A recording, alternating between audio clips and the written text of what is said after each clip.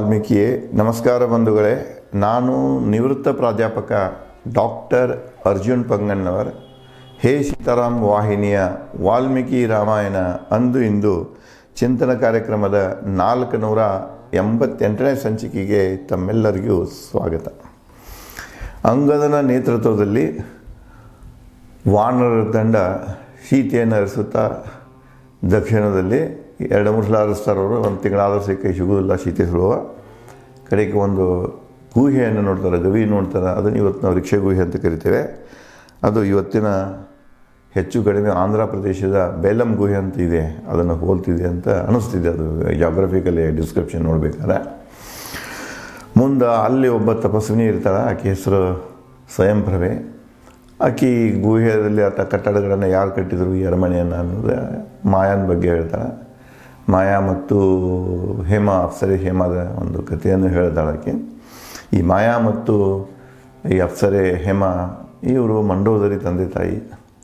ಅಂದರೆ ಮಂಡೋದರಿ ಈ ಮಾಯಾ ಮತ್ತು ಮಾಯಾನ ಇಬ್ಬರು ಗಂಡ ಮಕ್ಕಳು ದುಂದುಬಿ ಮತ್ತು ಮಾಯಾವಿ ಅಂತ ಬರ್ತಾರೆ. ಎಲ್ಲ ಒಂದು ಸಂಬಂಧಿಕ. ದಕ್ಷಿಣ ಭಾರತದ ಇದೇನೆ ಇವತ್ತು ಮೈಸೂರು ಪ್ರಾಂತ ಏನಿದೆ ಈ ಕಡೆಗೆ, ಇಲ್ಲಿ ತನಕ ಆಂಧ್ರ ತನಕನೂ ಅವಂದೇ. ಮತ್ತು ದಂಡಕಾರಣ್ಯದಲ್ಲಿಯೂ ಸಹಿತ ಜನಸ್ಥಾನ ಇತ್ತಂತ ಹಿಂದೆ ಹೇಳಿದ್ದೈತಿ, ವಿವರಣೆಯೂ ಇದೆ. ಮತ್ತು ರಾಮಣ್ಣನ ರಾಜ್ಯನೂ ಇಲ್ಲೇ ಇತ್ತು.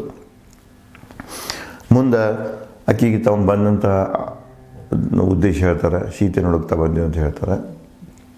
ಮುಂದೆ ಅವಳು ಕೂಡ ಅಲ್ಲಿದೆಲ್ಲ ಕಥೆಗಳನ್ನು ಹೇಳ್ತಾಳೆ. ಮತ್ತು ದಣದಲ್ಲಿ ನೀವು ಅಲ್ಲಿ ಗಡ್ಡೆ ಗೆಣಸಿವೆ, ತಿನ್ನಿರಿ, ನೀರಿದೆ, ಉಪಯೋಗ ಮಾಡಿರಿ, ವಿಶ್ರಾಂತಿ ತಗೊಳ್ಳಿ ಅಂತ ಹೇಳ್ತಾರೆ. ಅದನ್ನು ಮುಂದುವರಿಸಿ ವಾಲ್ಮೀಕಿಯವರು ಹೇಳ್ತಾರೆ, ವಾನರ ನಾಯಕರು ವಿಶ್ರಾಂತಿಸಿ ಚೇತರಿಸಿಕೊಂಡ ಬಳಿಕ ಏಕಾಗ್ರತೆಯ ಧರ್ಮನಿಷ್ಠೆ ತಪಸ್ವಿನಿ ನುಡಿದಳವರಿಗೆ. ಅವರಲ್ಲಿದ್ದಂಥ ಹಣ್ಣು ಹಂಪಲ ಗಡ್ಡೆ ಗೆಣಸು ತಿಂತಾರೆ, ಜಲ ಕುಡಿಸಿ ವಿಶ್ರಾಂತಿ ಮಾಡ್ತಾರೆ. ದಣದಿರ್ತಾರೆ ಅವರು. ವಿಶ್ರಾಂತಿ ಮಾಡಿದ ನಂತರ ಆಕೆ ತಪಸ್ವಿನಿ ಸ್ವಯಂಪ್ರಭ ಅವರಿಗೆ ಹೇಳ್ತಾಳೆ, ವಾನರಿಗೆ ಹೇಳ್ತಾಳೆ, ಹಣ್ಣು ಸೇವಿಸಿ ವಿಶ್ರಾಂತಿಸಿ ಚೇತರಿಸಿಕೊಂಡಿರುವಿರಿ. ಹಣ್ಣಾದು ಎಲ್ಲ ಇದಾಯಿತು, ನಿಮ್ಗೆ ಫಲಹಾರ ಎಲ್ಲ ಆಯಿತು ಮತ್ತು ವಿಶ್ರಾಂತಿನೂ ಆಯಿತು, ಈಗೆಲ್ಲ ಚೇತರಿಸಿಕೊಂಡಿರುವಿರಿ ಅಂತ ಹೇಳ್ತಾಳೆ. ಓ ವಾನರರೇ, ನನಗೆ ನಿಮ್ಮ ಬಂದ ಕಾರ್ಯವನ್ನು ತಿಳಿಸಿರಿ. ಮನೆಗೆ ಬಂದಂಥ ಅತಿಥಿಗೆ ಮೊದಲು ಸ್ವಾಗತ. ಅವಾಗ ಕೇಳೋಂಗೆ ಯಾಕೆ ಬಂದ್ರಿ, ಏನು ಬಂದ್ರಿ, ಇನ್ನೂ ಹೊಸದಾಗಿರ್ತಾರೆ, ಮಂದಿ ಕೇಳಕ್ಕೆ ಶುರು ಮಾಡ್ತಾರೆ. ತಪ್ಪಿ ಬಂದ್ರಲ್ಲ, ಯಾಕೆ ಬಂದ್ರಿ, ಇಷ್ಟೊತ್ತಿಗೆ ಯಾಕೆ ಬಂದ್ರಿ ಅಂತ ಕೇಳ್ತಾರೆ. ಹಾಗಿರೋಕ್ಕೆಲ್ಲ ಮೊದಲು ಅವರಿಗೆ ಸ್ವಾಗತ ಮಾಡಿ, ಅವರಿಗೆ ಎಲ್ಲ ಸತ್ಕಾರ ಮಾಡಿ, ಅವರಿಗೆ ಹಣ್ಣು ಹಂಪಲ ಕೊಟ್ಟು ವಿಶ್ರಾಂತಿ ಮಾಡೋಕೆ ಹಚ್ಚಿದ ನಂತರ ವಿಷಯವನ್ನು ತೆಗಿತಾರೆ. ಯಾಕೆ ಬಂದ್ರಿ ನೀವು ಇಲ್ಲಿ ಅಂತ ಕೇಳ್ತಾನೆ. ಕೋಸಲ ರಾಜ ದಶರಥ ಪುತ್ರ ತಪಸ್ವಿನಿ ನುಡಿ ಕೇಳಿ ಹನುಮಾನ ನುಡಿದ. ಆಕೆ ಮಾತು ಕೇಳಿದವನು ಹನುಮಾನ ಆಕೆಗೆ ಉತ್ತರ ಕೊಡ್ತಾನೆ. ಕೋಸಲ ರಾಜ ದಶರಥ ಪುತ್ರ ರಾಮನು, ಸಹೋದರ ಲಕ್ಷ್ಮಣ, ಪತ್ನಿ ಸೀತೆ ದಂಡಕಾರಣ್ಯ ಜನಸ್ಥಾನದಲ್ಲಿದ್ದಾಗ ಸೀತೆ ಅಪಹರಿಸಿದ ರಾಮನ. ನರ್ಸಲ್ಲ ಹೇಳಿಬಿಟ್ಟಿದ್ದಾನ. ಇವರಿಬ್ಬರು ದಶರಥನ ಮಕ್ಕಳು ರಾಮ ಲಕ್ಷ್ಮಣ. ಸೀತೆ ರಾಮನ ಹೆಂಡತಿ. ಇವರು ವನವಾಸಕ್ಕೆ ಬಂದಿದ್ದರು ತಂದೆ ವಚನ ಪಾಲಿಸಲಿಕ್ಕೆ. ವನವಾಸದಲ್ಲಿ ಇದ್ದಾಗ ರಾಮನ ಸೀತೆಯನ್ನು ಅಪಹರಿಸಿದ್ದಾನೆ ಅಂತ ಹೇಳ್ತಾನೆ. ಮುಂದೆ ವಾನರ ರಾಜ್ಯ ವೀರ ಸುಗ್ರೀವನ ಸ್ನೇಹಿತಮ ರಾಮ ಸೀತೆ ಅರಸಲು ಬಂದಿಹೆವು ಸುಗ್ರೀವನ ಆಜ್ಞೆಯಂತೆ. ಮುಂದೆ ಇಬ್ಬರು ನಡುವೆ ಒಪ್ಪಂದ ಆಗಿದೆ, ಸುಗ್ರೀವ ಮತ್ತು ರಾಮನ ನಡುವೆ. ಆ ಒಂದು ಒಪ್ಪಂದದ ಮೇರೆಗೆ ನಾವು ಏನು ಮಾಡ್ಯಾವ, ಸುಗ್ರೀವನ ಆಜ್ಞೆಯ ಮೇರೆಗೆ ಸೀತೆಯನ್ನು ಹುಡುಕ್ಲಿಕ್ಕೆ ಈ ಕಡೆಗೆ ಬಂದೆವು ಅಂತ ಹೇಳ್ತಾನೆ. ವೀರ ಅಂಗದನ ನೇತೃತ್ವದಲ್ಲಿ ನಾವು ಹುಡುಕುತ್ತೀವು. ನಮ್ಮ ನೇತೃತ್ವ ಯಾರಪ್ಪ, ನಮ್ಮ ತಂಡದ ನಾಯಕ ಯಾರಂದರೆ ಅಂಗದ ವಾಲಿಪುತ್ರ ಅಂಗದ ಅಂತ ಹೇಳ್ತಾನೆ. ದಕ್ಷಿಣದಲ್ಲಿ ಸೀತೆ ಮತ್ತು ಇಚ್ಛಾರೂಪಿ ರಾಕ್ಷಸ ರಾವಣರನ್ನು ಹುಡುಕಿ ಸೀತೆ ಸಿಗದ ನಿರಾಶೆ ಮನದಾಳದಿ ಸೇರಿದ ಗಿಡಗಳ ಬುಡದಲ್ಲಿ ಚಿಂತಾಕ್ರಾಂತರಾಗಿ, ಇಲ್ಲೇ ಇದ್ದಂಥ ಗಿಡಗಳದ ಒಂದು ಇದಿದೆ, ಅರಣ್ಯ ಇದೆ, ಸೀತೆ ಎಲ್ಲೇ ಸಿಗದಾಗತ್ತನ ನಾವು ಒಂದು ಚಿಂತೆಗೀಡಾಗಿ ನಿರಾಶೆಯಿಂದ ಕುಳಿತುಕೊಂಡೇವೆ ಅಂತ ಹೇಳ್ತಾರೆ. ಬಿತ್ತು ನಮ್ಮ ದೃಷ್ಟಿಗೆ ವಿಶಾಲ ಗವಿ ಕಗ್ಗತ್ತಲು ಅದ್ಭುತ ಗಿಡಮರ ಅರಣ್ಯ ಅರಮನೆಗಳ ಗವಿ. ಅಂಥ ಸಮಯದಾಗ ನಾವು ನಿರಾಶೆಯಿಂದ ಅಸಹಾಯಕರಾಗಿ ಗಿಡ ಮರಗಳ ಬಡ್ಡೆ ಕೂತಾಗ ನಮ್ಮ ಕಣ್ಣಿಗೆ ಬಿದ್ದದ್ದೇ ಇದು ರಿಕ್ಷಾ ಗವಿ. ಇದರಲ್ಲಿ ಇದ್ದಂಥ ಅರಣ್ಯ ಇವೆಲ್ಲ ನೋಡಿದ್ದು ನಾವು. ಗವಿಯಿಂದ ಹೊರಬರುವ ತೊಯ್ದ ಹಂಸ ನೀರುಗೋಳಿ ಕಂಡು ನೀರಿರಬಹುದೆಂದು ವಾನರಿಗೆ ಹೇಳಿದೆ ಗವಿ ಸೇರಲು. ಅಲ್ಲಿಂದ ಏನು ಪಕ್ಷಿಗಳು ಹೊರಗೆ ಬರ್ತಾ ಇದ್ವಲ್ಲ, ನೀರುಗೋಳೆ ಅದು, ನೀರುಗೋಳೆನೂ ಸಾಮಾನ್ಯವಾಗಿ ಜಲದಲ್ಲಿ ನೀರಿನಾಗ ಇರ್ತಾವೆ. ಅದರ ಸುಳುವುದ ಮ್ಯಾಗ ನಾವೇನು ತಿಳಿದು ಇಲ್ಲಿಂದ ನೀರು ಇರ್ಬೋದು ಅಂಥೇಳಿ ನಮ್ಮ ನೀರಡಿಕೆಯನ್ನು ಹಿಂಗಿಸಿಕೊಳ್ಳಲಿಕ್ಕೆ ನಾವು ಈ ಗವಿಯನ್ನು ಸೇರಿದೆವು ಅಂತ ಹೇಳ್ತಾನೆ. ಒಬ್ಬೊಬ್ಬರ ಕೈ ಹಿಡಿದು ನಾವು ಹೊಕ್ಕೆವು ಕತ್ತಲ ವಿಶಾಲ ದೀರ್ಘ ಕಪ್ಪು ಗವಿಯನ್ನು. ಭಯಂಕರ ಕಗ್ಗತ್ತಲಿಂದ ತುಂಬಿತ್ತು.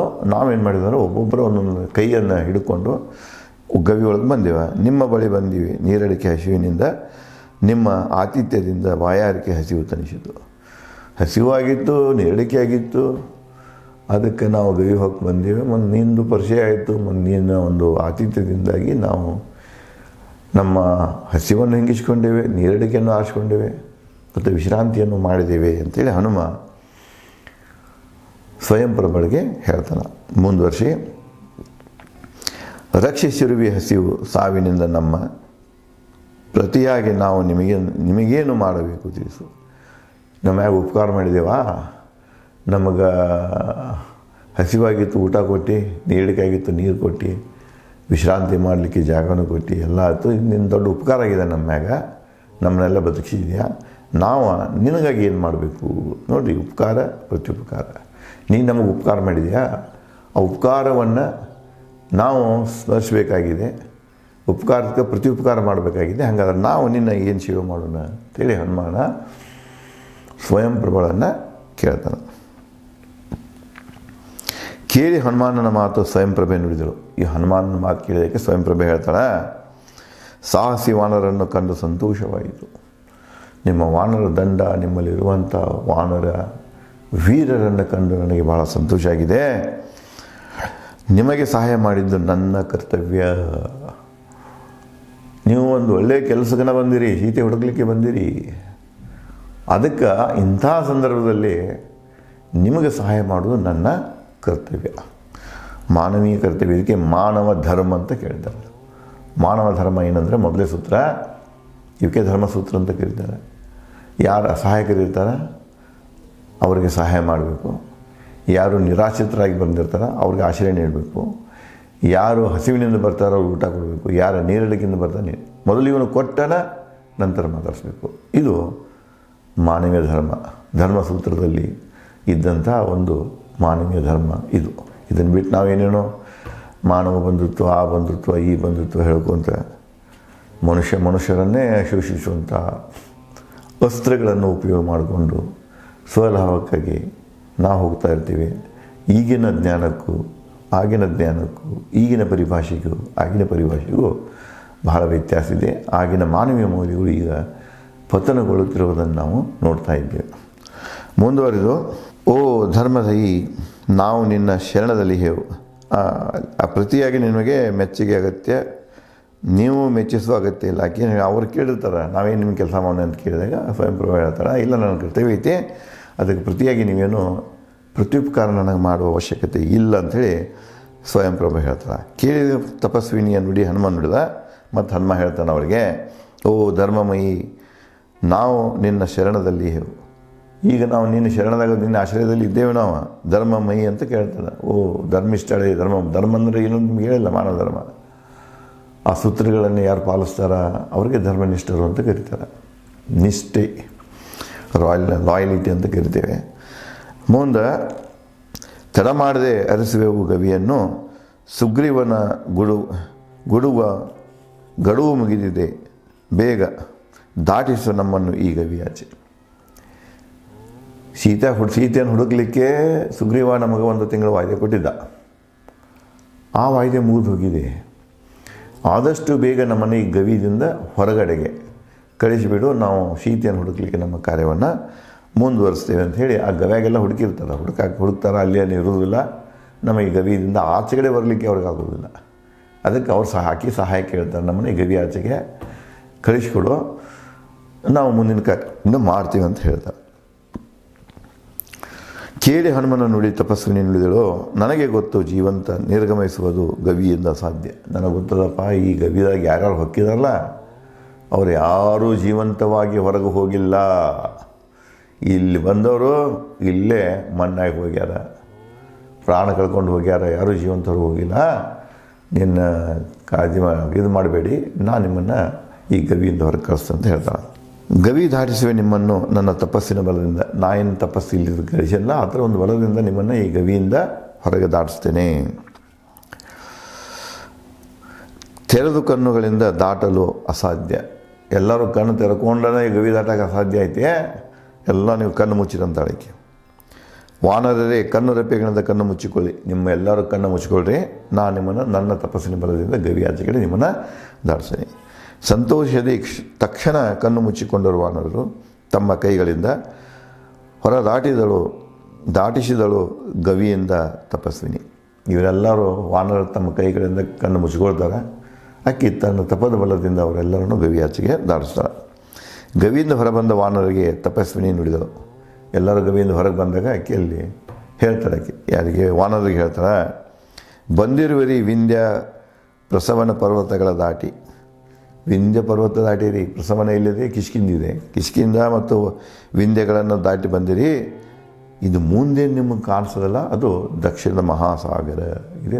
ನಮ್ಮದೇನಂತೀವಲ್ಲ ಹಿಂದೂ ಮಹಾಸಾಗರ, ದಕ್ಷಿಣ ಮಹಾಸಾಗರ ಅಂತ ಕರಿತಿದ್ರು ಅವರು. ದಕ್ಷಿಣ ಮಹಾಸಾಗರಕ್ಕಿದೆ.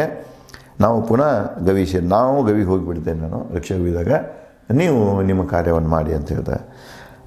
ರಿಕ್ಷಾ ಗವಿ ಸೇರಿದಳು ಸ್ವಯಂ ಪ್ರಭ. ಇಷ್ಟು ಹೇಳಿ ಆಕೆ ಗವ್ಯಾಗ ಹೋಗಿಬಿಡ್ತಾಳೆ. ಇವರಿಗೆ ಸಮುದ್ರ ಮುಂದೆ ನೆಕ್ಸ್ಟ್ ಸೀತೆಯನ್ನು ಹುಡುಕಲಿಕ್ಕೆ ಅವರಿಗೆ ಸಹಾಯ ಮಾಡಿ ಹೋಗ್ತಾಳೆ. ಬೋರ್ಗರೆಯುವ ಅಲೆಗಳ ತೀರ ಕಾಣದ ಘೋರ ಮಹಾಸಾಗರ ದೃಶ್ಯ ಕಂಡರು ವಾನರು. ದೊಡ್ಡ ದೊಡ್ಡ ಅಲೆಗಳು ಬಂದು ಸಮುದ್ರಕ್ಕೆ ದಡಕ್ಕೆ ಅಪ್ಪಳಿಸ್ತಿದ್ದು, ಬೋರ್ಗರಿತಾ ಇತ್ತು, ಒಂದು ಪ್ರಕಾರದ ಭಯಾನಕ ಸಫಳಾಗ್ತಾಯಿತ್ತು, ಅಲೆಗಳು ಅಪ್ಪಳಿಸಿದು. ಈ ಒಂದು ಮಹಾಸಾಗರದ ಘೋರ ದೃಶ್ಯವನ್ನು ಎಲ್ಲ ವಾನರು ನೋಡ್ತಾರೆ. ಮುಗಿದಿತ್ತು ಸುಗ್ರೀವನ ಕಾಲಗಡುವು ಮಾಯಾ ಗವಿಯ ಅರಣ್ಯ ಪರ್ವತ. ಆ ಗವಿಯಲ್ಲಿ ಇದ್ದಾಗನ ಇವ್ರಿಗೆ ಕೊಟ್ಟ ಒಂದು ತಿಂಗಳ ಅವಧಿ ಮುಗಿದು ಹೋಗಿತ್ತದು.